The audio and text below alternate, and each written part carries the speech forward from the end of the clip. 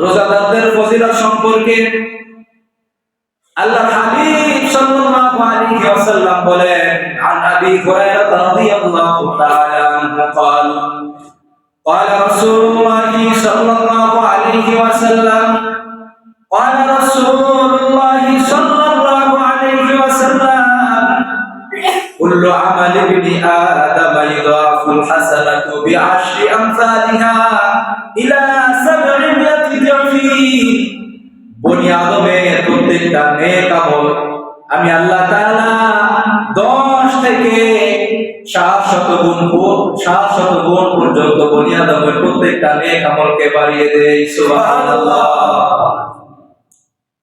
শুধু তাই না, আল্লাহ পাক রব্বুল আলামিন বলেন, ক্বালা আল্লাহু তাআলা ইন্নাস সাওম, আল্লাহ রাব্বুল আলামিন বলেন, তবে রোজাটা এর ব্যতিক্রম। রোজাটা এরকম নয়, বনি আদমের প্রত্যেকটা আমলে নেক আমলে প্রতিদান সওয়াব আল্লাহ তাআলা 10 থেকে 700 গুণ পর্যন্ত বাড়িয়ে দেন। কিন্তু আল্লাহ রাব্বুল আলামিন বলেন রোজাটা এর ব্যতিক্রম। ইল্লা সাওম, রোজাটা এর ব্যতিক্রম। কি ব্যতিক্রম? ফাইন্নাহু লি ওয়া আনা আজজি বিহি, কারণ আল্লাহ পাক রব্বুল আলামিন বলেন বান্দা রোজাটা কেবলমাত্র শুধুমাত্র আমার সন্তুষ্টির জন্যই রাখে, আর এর প্রতিদান আমি আল্লাহ পাক রব্বুল আলামিন নিজেই দান করব। সুবহানাল্লাহ। দ্বিতীয় নম্বর ফজিলত, কিয়ামতের ময়দানে যখন বান্দা পিপাসার্ত অবস্থায় ছটফট করতে থাকবে, পানি করতে থাকবে, পানি পিপাসায় কাতরাবে, এই কিয়ামতের ময়দানে আল্লাহ পাক রব্বুল আলামিন এই রোজাদারদেরকে বিশেষ পানি পান করাবেন। এটা আমার বানানো কোনো কথা নয়। আল্লাহর হাবিব সাল্লাল্লাহু আলাইহি ওয়াসাল্লাম বলেন, ইন্নাল্লাহা তাবারাকা ওয়া তাআলা ক্বাযা আলা নাফসিহি, আল্লাহ পাক রব্বুল আলামিন তার নিজের উপরে আবশ্যক করে নাই, নিজের উপরে অবধারিত করে নেন যে আন্নাহু মান আতাশা নাফসাহু লাহু, যে ব্যক্তি আল্লাহ পাকের সন্তুষ্টির জন্য, আল্লাহ তাআলার জন্য রোজা অবস্থায় পিপাসার্ত থাকে, আল্লাহ পাকের সন্তুষ্টির জন্য পিপাসার্ত থাকে, ফি সাইফিন, পিপাসায় গরমকালে, গ্রীষ্মকালে, রমাদানের রোজা রাখে, পিপাসার্ত থাকে আল্লাহ তাআলার জন্য। আমরা পিপাসার্ত আছি কাদের জন্য? এই যে পানি পান করতেছি না, খাবার খাচ্ছি না, এটা কাদের জন্য? আল্লাহ তাআলার জন্য, ঠিক কি না? তো আমাদের জন্য বলছেন আন্নাহু মান আতা নাফসাহু লাহু ফি সাইফিন, যে ব্যক্তি এই গ্রীষ্মকালে নিজেকে তৃষ্ণার্ত রাখবে, পিপাসার্ত রাখবে, তথা রোজার কারণে পিপাসায় থাকবে, সাকাল্লাহু ইয়াওমাল কিয়ামাহ, আল্লাহ পাক রব্বুল আলামিন তাকে কিয়ামতের দিন বিশেষ পানি পান করাবেন। সুবহানাল্লাহ। যারা রোজাদার তাদের জন্য স্পেশাল একটা গেট থাকবে, সেই গেট দিয়ে রোজাদাররা জান্নাতে প্রবেশ করবে। আল্লাহর হাবিব সাল্লাল্লাহু আলাইহি ওয়া আলিহি ওয়াসাল্লাম বলেন, ইন্না ফিল জান্নাতি বাবান ইউকালু লাহু রায়্যান, নিশ্চয়ই জান্নাতে এমন একটা দরজা থাকবে যেটার নাম থাকবে রায়্যান। রায়্যান নামক একটা দরজা থাকবে, ইয়াদখুলু মিনহু সাইমুন, সেখানে রোজাদাররা সেখান দিয়ে, সেই গেট দিয়ে প্রবেশ করবে। ইয়াউমাল কিয়ামাহ, কিয়ামতের দিন রোজাদাররা সেই গেট দিয়ে, রায়্যান নামক গেট দিয়ে রোজাদাররা জান্নাতে প্রবেশ করবে। সুবহানাল্লাহ। লা ইয়াদখুলু মিনহু আহাদুন গায়রুহুম, লা ইয়াদখুলু মিনহু আহাদুন গায়রুহুম, এই রোজাদাররা ব্যতীত অন্য কেউ এই গেট দিয়ে জান্নাতে প্রবেশ করতে পারবে না। সুবহানাল্লাহ। শুধু তাই নয়, ক্বালু আইনা সাইমুন, তখন ঘোষণা করা হবে আইনা সাইমুন, কোথায় আমার রোজাদাররা? পানাহার করো নাই, কোথায় সেই কষ্ট করে আমার সন্তুষ্টির জন্য রোজা রেখেছো? আইনা সাইমুন, কোথায় তোমরা রোজাদাররা? ফায়াকুমুনা লা ইয়াদখুলু মিনহু আহাদুন গায়রুহুম, ফায়াকুমুনা, তখন তারা সেই রাইয়ান নামক জান্নাতে প্রবেশ করার জন্য এই ঘোষণা করার পরে তারা দাঁড়িয়ে যাবে। ইয়াকুমুন ফাইদা দাখালু উগলিকা, যখন তারা এই গেট দিয়ে জান্নাতে প্রবেশ করবে তখন উগলিকা, তাদের এই দরজাকে বন্ধ করে দেওয়া হবে। ফালাম ইয়াদখুল মিনহু আহাদুন, তখন তারা প্রবেশ করার পরে দরজাকে বন্ধ করে দেওয়া হবে, আর কেউ দরজা দিয়ে প্রবেশ করতে পারবে না। সুবহানাল্লাহ।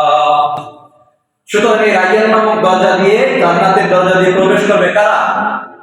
যারা রোজাদার। রোজাদারদেরকে ঘোষণা করা হবে, আইনা সাইমুন, কোথায় রোজাদাররা?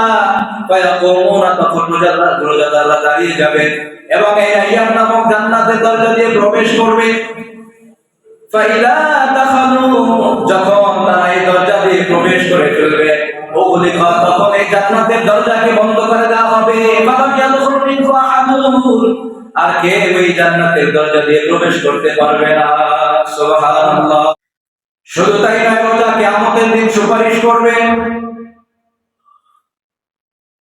আব্দুল্লাহ ইবনে ওমর রাদিয়াল্লাহু তাআলা থেকে বর্ণিত, قال النبي صلى الله عليه وسلم قال النبي صلى الله عليه وسلم الصيام والقرآن يشفعان للعبد يوم القيامة। শোনো শোনো দুনিয়ার মানুষ, এই রোজা এবং কোরআনুল কারীম, এই দুইটা তোমাদেরকে কিয়ামতের ময়দানে বান্দার জন্য সুপারিশ করবে। সুবহানাল্লাহ। কি সুপারিশ করবে? ইয়াকুলু সিয়াম আই রব্বি মানাতুহু তাআমা ওয়াশ শাহওয়াতা, হে রব, হে আমার প্রভু। রোজা বলবে, হে আমার প্রভু, আমি তাকে পানাহার থেকে বিরত রেখেছি, যৌনতা থেকে তাদেরকে বিরত রেখেছি। তারা দিনের বেলা কোনো কিছু পান করে নাই, আহার করে নাই, খাবার খায় নাই, একমাত্র আপনার জন্য। অতএব আপনি ফাশাফানি ফিহি, সুতরাং আমার পক্ষ থেকে আপনি তাদের ব্যাপারে সুপারিশ কবুল করেন। রোজা সেদিন আল্লাহর দরবারে বলবে, হে আমার রব, আমি তাদেরকে দিনের বেলা তাদেরকে আমি খাবার খাওয়া থেকে বিরত রেখেছি, যৌনতা থেকে বিরত রেখেছি। ফাশাফানি ফিহি, সুতরাং আপনি আমার পক্ষ থেকে তাদের জন্য সুপারিশ কবুল করেন। ওয়ায়াকুলুল কুরআন মানাতুহুন নাওমা বিল লাইল, এবং কোরআন বলবে, যারা দাঁড়িয়ে দাঁড়িয়ে কিয়ামুল লাইল করেছে, তারাবির নামাজে খতমে কোরআন করেছে, এই কোরআন তাদের জন্য সুপারিশ করবে। মানাতুহুন নাওমা বিল লাইলি, হে আল্লাহ, আমি তাদেরকে রাতে এই কোরআন তেলাওয়াত শোনানোর মাধ্যমে তাদেরকে আমি বিরত রেখেছি, ঘুম থেকে তাদেরকে বিরত রেখেছি।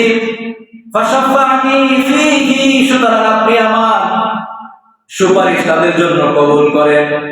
আল্লাহর হাবিব সাল্লাল্লাহু আলাইহি ওয়াসাল্লাম বলেন, আল্লাহ তাআলা তাদের এই সুপারিশকে কবুল করবেন। সুবহানাল্লাহ। রোজাদারদের আরো ফজিলত বর্ণিত হয়েছে, রোজাদারদের সকল গুনাহ আল্লাহ তাআলা ক্ষমা করে দিবেন। عن أبي هريرة رضي الله تعالى عنه قال رسول الله صلى الله عليه وسلم قال رسول الله صلى الله عليه وسلم من صام رمضان إيمانا واحتسابا غفر له ما تقدم من ذنبه أو كما قال رسول الله صلى الله عليه وسلم। আবু হুরায়রা রাদিয়াল্লাহু তাআলা আনহু থেকে বর্ণিত, আল্লাহর হাবিব সাল্লাল্লাহু আলাইহি ওয়াসাল্লাম বলেন, যারা ঈমানের সাথে সওয়াবের আশায়, ঈমানের সাথে সওয়াবের আশায়, এই দুইটা শব্দ করে দিয়েছেন, যারা ঈমান অবস্থায় রোজা রাখবে এবং সওয়াবের আশায় রোজা রাখবে, দুনিয়ার কোনো উদ্দেশ্যে নয়, সওয়াবের আশায় রোজা রাখবে এবং ঈমানের সাথে রোজা রাখবে। মান সামা রমাদান ঈমানান ওয়া ইহতিসাবান, যারা ঈমানের সাথে এবং সওয়াবের আশায় রমাদানের রোজা রাখবে গুফিরা লাহু মা তাকাদ্দামা মিন যামবি, তার পূর্বের সমস্ত গুনাহ মাফ করে দেওয়া হয়। সুবহানাল্লাহ।